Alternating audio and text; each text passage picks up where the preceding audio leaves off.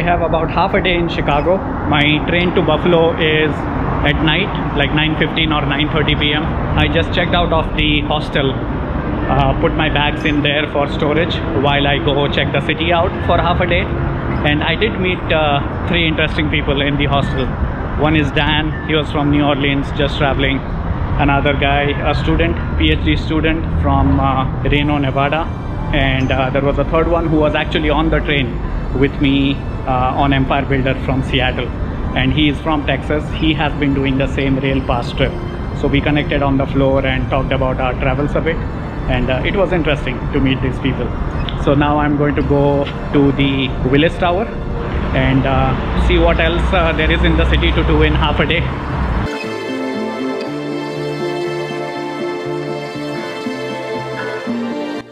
This is the South Wacker Park next to Willis Tower, which is the 3rd tallest building in the US and 23rd tallest in the world. There are many exhibits at the base of the Willis Tower, so I took some time to learn a few things about Chicago. Chicago's architecture is famous throughout the world, and one style is referred to as the Chicago School, which is widely used to describe buildings constructed in the city during the 1880s and the 1890s. Much of the early work of this school is also known as commercial style. Willis Tower is designed as 9 square tubes in a 3x3 matrix, and each tube is essentially a separate building. 2 tubes terminate at floor 50, 2 more at floor 66, 3 more at floor 90, and the remaining 2 go till floor 108. The total height is 110 floors. That includes the main roof and the penthouse roof. I paid $35 to take the elevator up to the sky deck, which is located on the 103rd floor.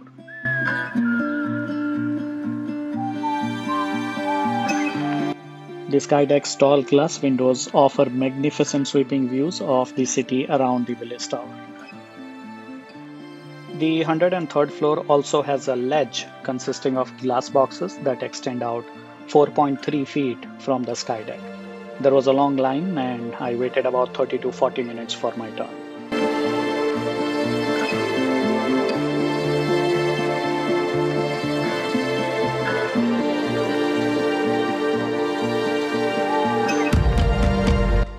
When I stepped onto the glass bottom of the ledge for the first time, my expression was, "Holy cow!" But once I got used to it, I really enjoyed the views that the ledge offered from up top. Here I'm facing south from the sky deck, looking along the length of the Chicago River, and Lake Michigan is on the left. A tour of the sky deck on Willis Tower was amazing with magnificent views. It was crowded and I can understand why. The building was constructed by Sears, Roebuck and Company in May 1973, who stayed there for 18 years before selling it and moving out. It was the world's tallest building till 1998. In 2009, the building was renamed to Willis Tower after the Willis Group, which is the global insurance company. And in 2015, Blackstone purchased the building for $1.3 billion. So now that I'm done with the Willis Tower, now I'm going to go check out what else there is to do in the city.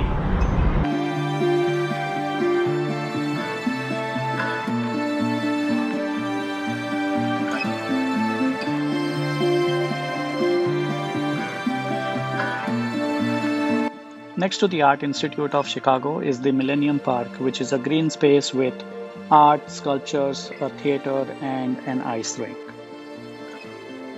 My favorite spot was the Crown Fountain on the southwest corner of the park.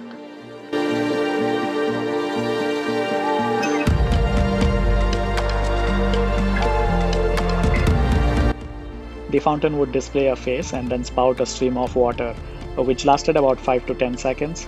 And all the kids in the park and even some adults were having fun lining up in front of the fountain, waiting for the jet of water to hit them.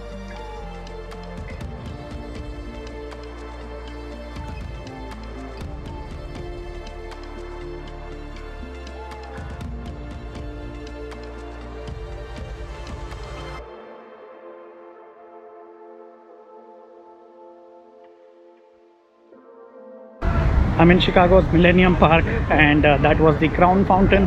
As you saw, kids were having fun. Unfortunately, I don't have a change of clothes with me right now, otherwise I would be there drenching in the water.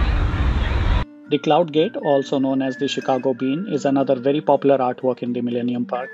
It was built by Indian-born British artist Sir Anish Kapoor and unveiled at the opening of Millennium Park in 2004.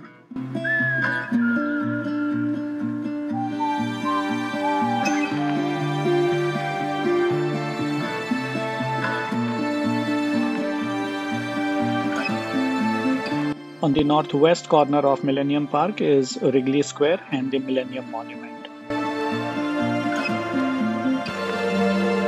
After Millennium Park, I headed to the Chicago Riverwalk for an architecture boat tour operated by Chicago's First Lady Cruises. The tour lasted 90 minutes and was very informative, and our tour guide Judith was very funny as well. I won't claim to remember all of it, but here are some fun moments from that boat tour. We're Frank Lloyd Wright groupies. So if you're looking at the top of the building, come down about a sixth of the distance and you see a circular tray sitting on a rectangular base. That's Frank Lloyd Wright. Frank Lloyd Wright loved to do circles on rectangles. So Cohn Henderson Fox are paying tribute to Frank by doing the circle on a rectangle. 1989, the building was completed. You couldn't walk there, you couldn't do anything there. So the city built a tunnel for the trains, and you're looking at the wall of the tunnel, and in those portholes you notice the fans are going around because the trains belch out smoke and the fans are pushing the smoke out of the tunnel. And someday I'm going to get a job renaming buildings, and I'm going to name that building Judith. That's my name. It's the skinniest building on the river. I always wanted to be the skinniest somewhere.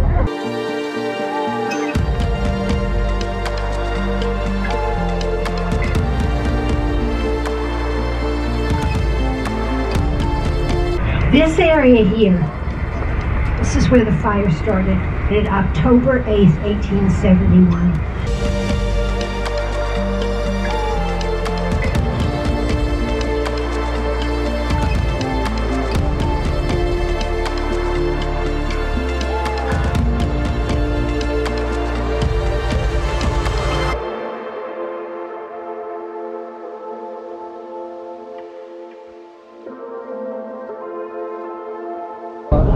After that architecture river tour, I am starving, so now it's time for beer and hot dog on the river.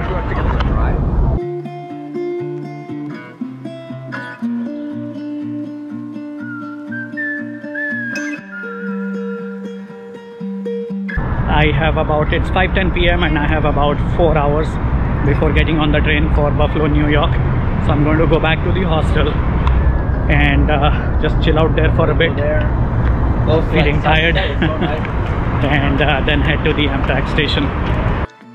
The hostel's international location in Chicago has a very nice locker room for travelers that check out early. Since my train was at night, I made use of this facility to put my stuff in there while I was out exploring.